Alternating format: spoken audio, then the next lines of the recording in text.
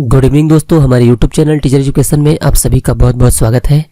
दोस्तों, आप सभी शिक्षकों को पता है कि निष्ठा की ट्रेनिंग जो है वो ऑनलाइन शुरू हो गई है और इसकी आखिरी तारीख 16 फरवरी 2021 तय की गई है। दोस्तों, आप सभी को बता दूं कि इसमें हम लोगों को जो पढ़ना है वो टोटल 18 मॉड्यूल है और हर मॉड्यूल में 10 क्वेश्चन का एक टेस्ट दिया गया है। आज की इस वीडियो में हम लोग बात करने वाले हैं मॉड्यूल 1 के टेस्ट के बारे में। तो कैसे आपको टेस्ट देना है उसका आंसर आपको इस वीडियो में बताया जा रहा है। तो चलिए बिना देर के हम लोग इस वीडियो को शुरू करते हैं।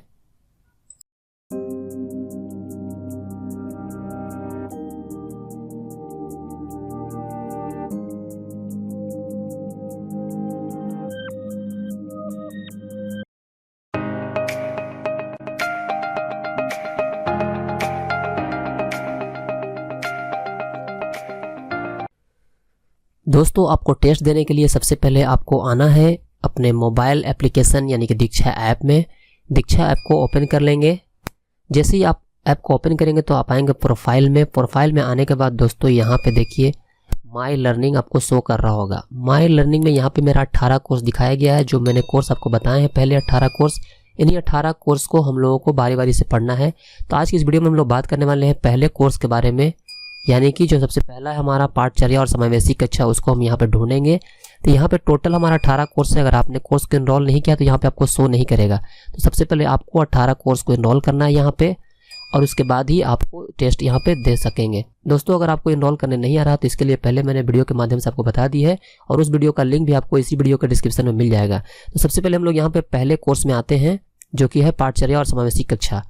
इसमें ओपन करने के बाद हमें नीचे में आना है जहाँ पे लिखा रहता है प्रश्नोत्तरी। यहाँ पे देख सकते हैं प्रश्नोत्तरी नीचे से लास्ट में लास्ट से दूसरा जब आएंगे तो देखेंगे यहाँ पे प्रश्नोत्तरी लिखा हुआ है। इस प्रश्नोत्तरी पे हमें क्लिक करना है। प्रश्नोत्तरी पे क्लिक करने के बाद ऊपर में लिखा होगा स्टार्ट अगेन और नीचे में प्रश्नोत्तरी लिखा हुआ है। मेरा यहाँ पे ग्रीन टिक आ रहा है। दोस्तों, अगर आपने पहले टेस्ट को नहीं दिया है तो आपका यहाँ पे ग्रीन टिक नहीं आएगा। मैंने पहले से टेस्ट को दिया हुआ है। मैं आप लोगों को इसका आंसर बताने के लिए फिर से दोबारा इस टेस्ट को दे रहा हूँ। तो चलिए प्रश्नोत्तरी को ओपन कर लेते हैं। ओपन करने के बाद इस तरीके का इंटरफेस आएगा। यहाँ पे प्ले का ऑप्शन आ रहा है, इस प्ले पे आपको टच कर लेना है। प्ले पे जैसे ही टच करेंगे तो आपके सामने जो प्रश्नोत्तरी है वो लोड होना शुरू हो जाएगा।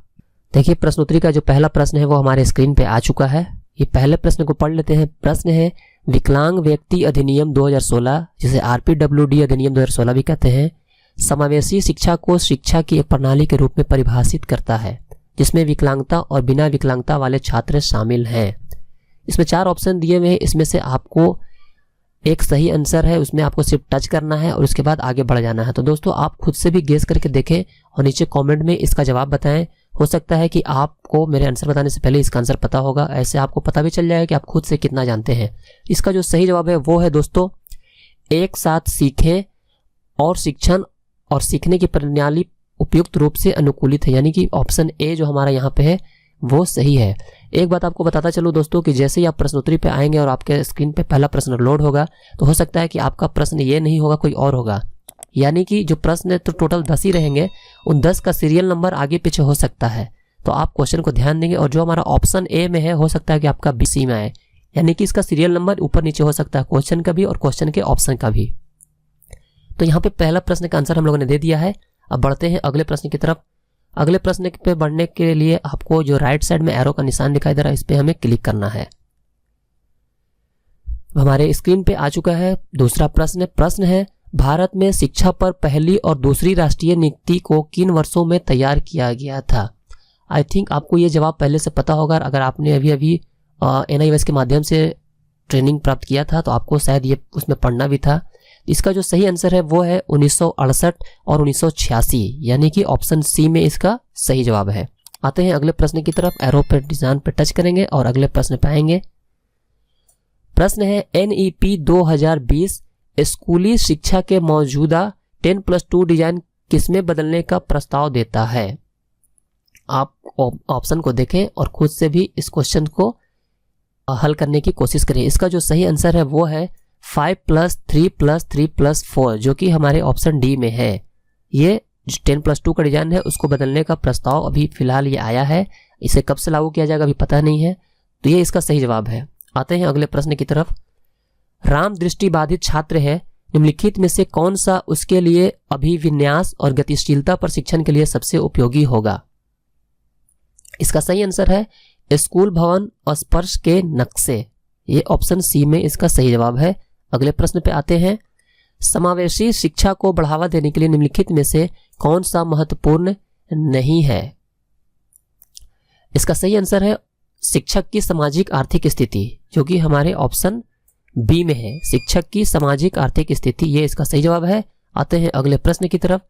समान विकलांगता वाले दो बच्चे, यहाँ पे आपको बताना है समान विकलांगता वाले दो बच्चे, चारों ऑप्शंस में से इसका जो सही आंसर है वो है कक्षा में शिक्षक के द्वारा विभिन्न हस्तक्षेप की आवश्यकता हो सकती है, जो यहाँ पे ऑप्शन डी में है मेरा। हो सकता है कि ऑप्शन डी आपके ए में या बी में या फिर सी में कहीं भी हो सकता है।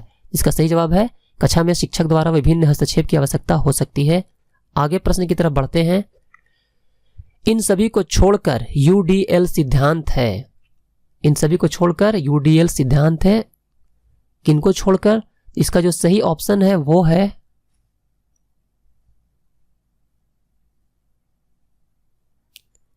व्यवहार प्रबंधन के कई साधन, जो ऑप्शन ए में है। व्यवहार प्रबंधन के कई साधन इसका सही जवाब है। बढ़ते हैं अगले प्रश्न की तरफ।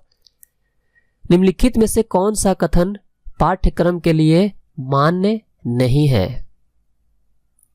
इसका सही आंसर है ऑप्शन, यह भारत में विभिन्न स्तरों पर शिक्षा के लिए दृष्टि प्रदान करता है, जो कि ऑप्शन बी में है। ये इसका सही जवाब है। आगे प्रश्न पे आते हैं।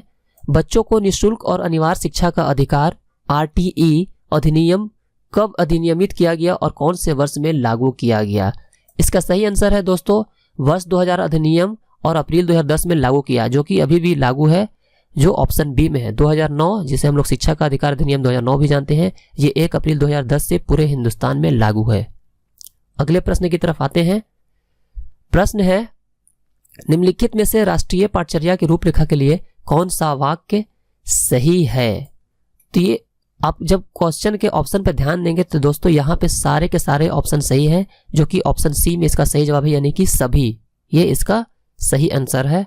नेक्स्ट क्वेश्चन यहाँ पे नहीं है क्योंकि 10 क्वेश्चन हम लोगों ने टच किया है। अब यहाँ पे दिखा रहा है टोटल क्वेश्चन 10, क्वेश्चन आंसर 10 और क्वेश्चन स्किप 0। इसका मतलब हुआ कि हम लोगों ने टोटल 10 से 10 क्वेश्चन का आंसर दिया है और किसी भी क्वेश्चन को स्किप नहीं किया है। अब आप चाहे तो यहाँ पर आप किसी भी क्वेश्चन पे फिर से वापस जाने के लिए रिव्यू पे क्लिक कर सकते हैं, जो कि लेफ्ट साइड में आपको दिखाई दे रहा है। अगर आपको लगता है कि आपने सबका सही आंसर दिया है तो आप सबमिट करके अपना स्कोर जान सकते हैं। मैं यहाँ पे सबमिट कर रहा हूँ और देखता हूँ कि हमारा स्कोर क्या है। तो यहाँ पे सबमिट करने के बाद स्क्रीन पे देख सकते हैं कि स्क्रीन पे जो स्कोर दिखा रहा है वो 10 on 10 दिखा रहा है। तो इस तरीके से हम लोगों ने मॉड्यूल 1 के 10 प्रश्नों का हल कर लिया है। दोस्तों वीडियो अच्छी लगी हो तो इसे लाइक जरूर करें, अपने दोस्तों को शेयर करें, और जो लोग हमारे चैनल पर नए हैं वो चैनल को सब्सक्राइब करके बेल आइकन को जरूर दबाएं। फिर मिलेंगे नेक्स्ट वीडियो में एक नए मॉड्यूल के आंसर के साथ। धन्यवाद।